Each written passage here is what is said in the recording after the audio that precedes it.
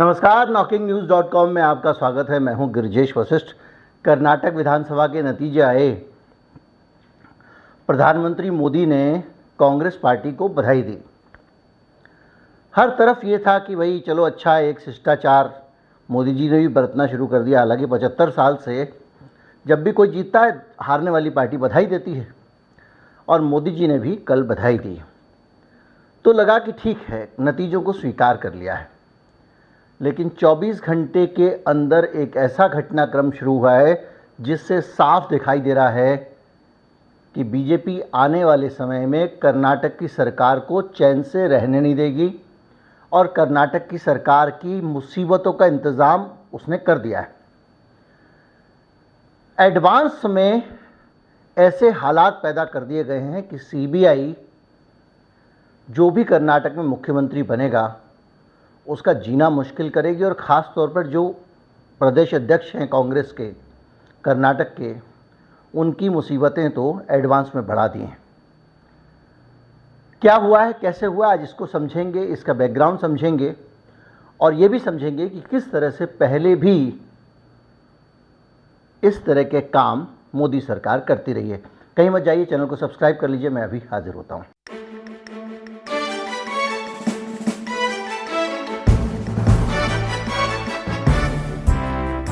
आते ही सरकार वहाँ शपथ ग्रहण भी नहीं हुआ है। अभी मुख्यमंत्री भी चुना नहीं किया है। लेकिन उससे पहले मोदी जी ने एक ऐसा इंतज़ाम कर दिया है जो सीधे सीधे कर्नाटक की जो भी सरकार आएगी उसकी नाक में दम करने वाला होगा। मोदी जी ने इसलिए कह रहा हूँ क्योंकि मोदी जी स्वयं अपने हाथ से ही ये काम कर रहे हैं। इसके लिए किसी और व्यक्ति का कोई काम नहीं है। ऐसा नहीं है कि किसी पुलिस अधिकारी ने कर दिया हो, ईडी ने कर दिया हो, सीबीआई ने कर दिया हो। दरअसल कर्नाटक में डीके शिव कुमार कर्नाटक के कांग्रेस पार्टी के अध्यक्ष हैं, और डीके शिव कुमार ने जिस अधिकारी पर गंभीर आरोप लगाए थे कि वो भारतीय जनता पार्टी से मिला हुआ है और कांग्रेस पार्टी को परेशान कर रहा है, उस अधिकारी को उठाकर मोदी जी ने सीधे सीबीआई का चीफ बना दिया है। 2 दिन पहले ही चुनाव निपटे हैं। अधिकारी का नाम है प्रवीण सूद। प्रवीण सूद के ऊपर जो कांग्रेस पार्टी ने आरोप लगाए थे, उन आरोपों के साथ एक मांग भी की थी कि इस आदमी को, जो कर्नाटक का डीजी है, डायरेक्टर जनरल ऑफ पुलिस है, डीजीपी है, इसको अरेस्ट कर लेना चाहिए, इसको गिरफ्तार कर लेना चाहिए। और इस आदमी को गिरफ्तार इसलिए कर लेना चाहिए क्योंकि ये आदमी भारतीय जनता पार्टी के लिए काम करता है और निष्पक्ष नहीं। प्रवीण सूद के ऊपर ये आरोप इसलिए लगा था क्योंकि प्रवीण सूद ने 50 से ज़्यादा मुकदमे कर्नाटक में कांग्रेस कार्यकर्ताओं के खिलाफ किए थे। बहुत सारे, एक प्रेशर कुकर ब्लास्ट का मामला था और बहुत सारे मामले आए थे। उन सब केसेस में प्रवीण सूद की नीयत पे सवाल उठाए गए थे, और उनके लिए एक शब्द इस्तेमाल किया था डीके शिव कुमार ने। जो शब्द था वो था कि ये नालायक पुलिस अधिकारी हैं। और डीके शिव कुमार ने ऐसा इसलिए कहा था क्योंकि उनका ये कहना था कि ये अधिकारी सिर्फ बीजेपी कार्यकर्ता की तरह काम करता है। यानी जिस कांग्रेस पार्टी के साथ में एक अधिकारी का सीधे सीधे इतना तगड़ा और इतना खतरनाक वैर हो, जिसको गिरफ्तार करने की मांग की जा रही हो, जिसके ऊपर आरोप हो कि उसने सीधे 50 मुकदमे कांग्रेसियों के ऊपर दायर कर दिए हैं, पूरे प्रदेश में बीजेपी के एक कार्यकर्ता पे एक मुकदमा दर्ज नहीं किया है, उस आदमी को कर्नाटक से हटाने को कहा था। डीके शिव कुमार ने कहा था कि अगर ये आदमी, हमारी सरकार आती है तो इस आदमी को हम पद से हटा देंगे। इससे पहले सरकार बनती, इससे पहले ऐसी नौबत आती, उसको ऐसी जगह बिठा दिया गया है जहां से वो जब तक रहेगा, 2 साल के लिए बनाया गया है, तब तक डीके शिव कुमार और कांग्रेस पार्टी के लिए कर्नाटक में मुसीबतें खड़ी करता रहेगा। यानी एक कांटा कुर्सी में लगा दिया है कर्नाटक की। तो जो लोग ये समझ रहे थे कि इस हार के बाद में बीजेपी संभलेगी, बीजेपी अपनी रणनीतियां बदलेगी, बीजेपी की कार्यशैली में बदलाव आएगा, उनको समझ लेना चाहिए। अब कुछ लोग ये कह सकते हैं कि ये जो चयन हुआ है, ये चयन ऐसे तो हो नहीं जाता, ये तो कमेटी से होता है। एक ऐसी कमेटी से हुआ है जिसमें चीफ जस्टिस चंद्रचूड़ थे, जिसमें देश के प्रधानमंत्री थे और विपक्ष की तरफ से भी एक प्रतिनिधि था। विपक्ष की तरफ से इस कमेटी में थे अधीर रंजन चौधरी। यह जान लेना बड़ा रोचक है कि प्रधानमंत्री के अलावा बाकी 2 सदस्यों ने इस पर क्या राय दी। अधीर रंजन चौधरी ने कहा कि इस पूरे मामले में नए सिरे से वरिष्ठता सूची बनाई जानी चाहिए और नए सिरे से नियुक्ति होनी चाहिए, क्योंकि जिस आदमियों के नाम आपने 3 नाम लिए थे, एक मध्य प्रदेश का डीजीपी, एक कर्नाटक का डीजीपी और एक ताज हसन साहब थे, दिल्ली पुलिस में होते थे और वो होम गार्ड के मेरे ख्याल से पूरे भारत के चीफ हैं। ये 3 नाम थे और ये कहा गया कि ये जो नाम आए हैं, जिस प्रोसेस से आए हैं, उस प्रोसेस के कागजात जो कमेटी मेंबर हैं उसको उपलब्ध नहीं करा गए। अधीर रंजन चौधरी ने एतराज़ जताया। उन्होंने कहा कि हमको जब ये काबिलियत ही नहीं पता है कि किस बेसिस पे आपने इन तीनों को आगे भेजा है, तो हम इनको पास नहीं कर सकते। उनके ऑब्जेक्शन को एक तरफ रख दिया गया।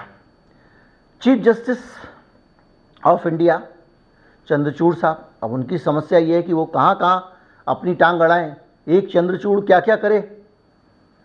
लेकिन उन्होंने एक ऐतराज़ जताया। उन्होंने ये कहा कि जो सूची आ रही है कमेटी के पास, वो सीनियरिटी के ऑर्डर में होना चाहिए, वरिष्ठता क्रम में होना चाहिए, कौन सीनियर आदमी है ये पता होना चाहिए। ये सब बातें हुई, उसके बावजूद सूद साहब अब सीबीआई के चीफ होंगे। सीबीआई चीफ का फिक्स टर्म होता है 2 साल का, ना उनको जल्दी हटा सकते ना बाद में हटा सकते। तो अब आप ये समझ लीजिए कि सीबीआई जो है एक नालायक, according to DK Shivakumar, अधिकारी के अधीन कर दी गई है। वो अधिकारी जो कांग्रेस पार्टी से दुश्मनी रखता है अकॉर्डिंग टू कांग्रेस, और जिसको अपने गलत कामों के कारण गिरफ्तार हो जाना चाहिए था, ऐसे अधिकारी को सीबीआई चीफ बना दिया गया है। ये साहब जो है ना, अगले साल रिटायर होने वाले थे और आप सबसे ज़्यादा ये बात जानते हैं कि जो रिटायर होने वाला होता है, उससे पहले चाहे वो उत्तर प्रदेश में किसी को कहीं लगाना हो, किसी को कहीं लगाना हो, आप दसियों खबरें उस व्यक्ति को उठाते हैं और ऐसी जगह लगा देते हैं और उसको एक्सटेंशन दे देते हैं। एक्सटेंशन पे विवाद भी होता है। जैसे संजय मिश्रा जो इस वक्त ईडी के चीफ हैं, उनको एक्सटेंशन पे एक्सटेंशन दिए जा रहे हैं, एक्सटेंशन पे एक्सटेंशन दिए जा रहे हैं। अदालत ने पूछा, भैया इतना एक्सटेंशन दे रहे हो, इस देश में ये धरती वीरों से खाली हो गई है क्या? पूरे भारत में आपके पास में क्या एक भी काबिल अधिकारी नहीं है? लेकिन कहा गया नहीं, ये जांच चल रही है, वो जांच चल रही है, फलां चल रही है, इसलिए उनका वहाँ रहना जरूरी है। बहरहाल ये सारी चीज़ें जो हैं चलती आ रही हैं और सीबीआई में जो दखल है, वो दखल किस तरह से है आप अंदाज़ा लगा लीजिए सरकार का। एक केस याद होगा, गोधरा कांड। 2002 में गोधरा कांड की जांच करने वाले एक आईपीएस अफसर थे, नाम था राकेश कुमार अस्थाना। उन राकेश कुमार अस्थाना को लाकर सीबीआई में रख दिया जाता है और उस वक़्त राफेल का घोटाला खुलता है। उस मामले की बाकायदा शिकायत लेकर, फाइल लेकर प्रशांत भूषण और दूसरे कई लोग जाते हैं, सीबीआई चीफ से मिलते हैं। मोदी जी को पता चलता है कि सीबीआई राफेल घोटाले में एफआईआर दर्ज कर सकती है, तो उन्हीं आलोक वर्मा के खिलाफ राकेश अस्थाना कंप्लेंट दर्ज करा देते हैं और आलोक वर्मा राकेश अस्थाना के खिलाफ पहले से ही भ्रष्टाचार की जांच कर रहे हैं, कुछ कंपनियों से फेवर लेने के उनके ऊपर आरोप हैं। फिर सुप्रीम कोर्ट की दखलंदाजी होती है और आलोक वर्मा को हटा दिया जाता है। बाद में पता चलता है कि आलोक वर्मा को गलत तरीके से हटाया गया था, लेकिन सुप्रीम कोर्ट की दखलंदाजी के कारण राकेश अस्थाना भी नहीं बन पाते हैं।